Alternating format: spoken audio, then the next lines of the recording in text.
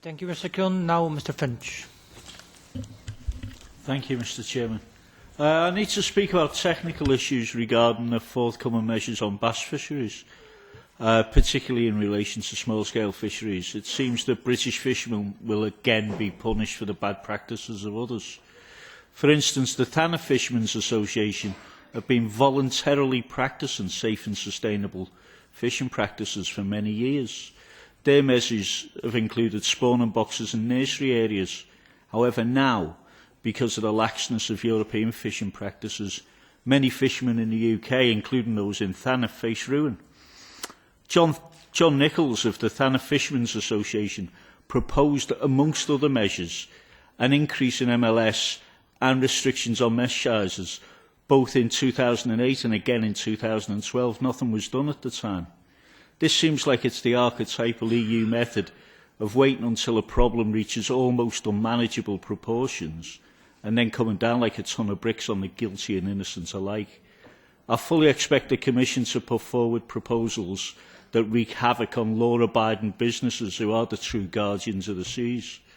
Therefore, my question to the Commission is, will you ensure the fishermen in the UK should be given time and compensation to enable them to survive the plans of the too much too late Commission? Thank you. Mr. Parde-Cooper. Thank you. I won't conclude, but I will try to give a few answers on questions that were posed. First of all, maybe to Mr. Finch. I understand that the sea bass will be discussed tomorrow or the day after in this House.